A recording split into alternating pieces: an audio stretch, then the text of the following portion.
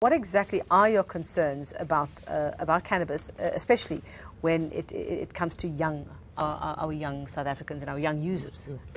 Right, so the important thing is exactly what they say is we don't want people to get the impression that cannabis is harmless and that it can be used for medical uses. Because if you look at cannabis or dagga in the marijuana plant, there's about 109 different cannabinoids. Some of them are harmful and some are harmless. If they use cannabis for medical use, they extract some of those chemicals, but it's not the same ones that you get in when you use dagga, either in oils or in smoking. So if you take marijuana, the plant, and you inhale or ingest any of those chemicals, it is harmful to your body. And most of all, it's harmful to the lungs and to the brain. Now, what kind of harm does it do to the brain?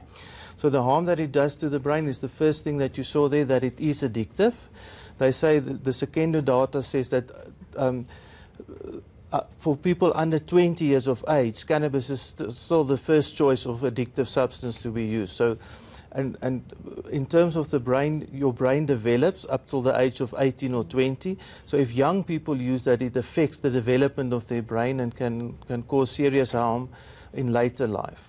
What kind of harm? So the kind of harm is, so it is related, chronic use of cannabis is definitely related to a higher incidence of psychiatric diseases. So 10% of people who smoke cannabis on a regular basis may develop psychosis or schizophrenia.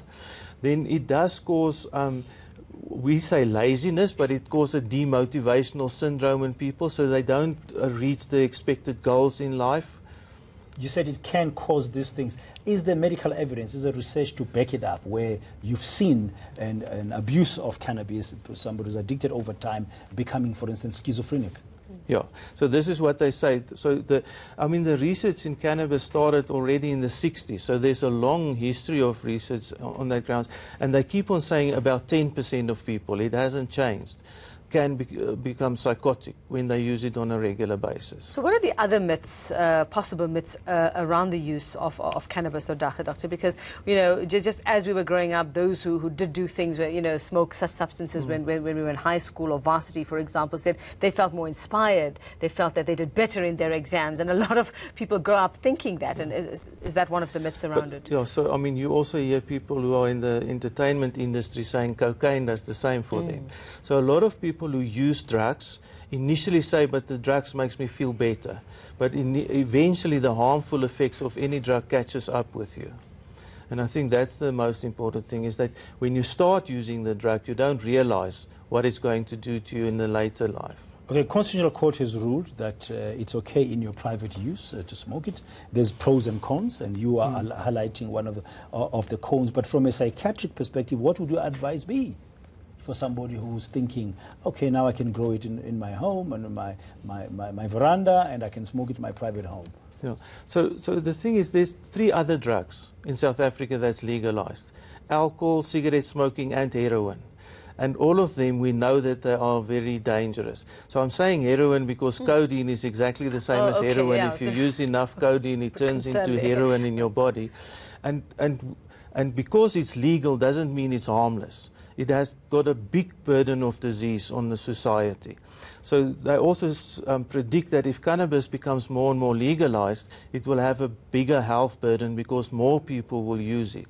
Now, there are also concerns that not only, I mean, like these figures that we're seeing now, 1 in 6 will become addicted to cannabis, but also concerns that this will lead to seeking out other highs. And are those your concerns, that they will now, any number of those teenagers, the 1 in 6 or out of those 6, will actually be looking at a stronger drug and move on to that. But so the thing with addiction is that you keep on looking for highs. Initially you start with a very weak type of drug, and then you need more and more highs, and that is exactly what this illness of addiction is. You get tolerance to the drug, and you need more and more. We see that among teenagers, and that's where the whole idea comes from, that they call it a gateway drug, meaning you start either with alcohol or dagga, and it turns to greater addictions like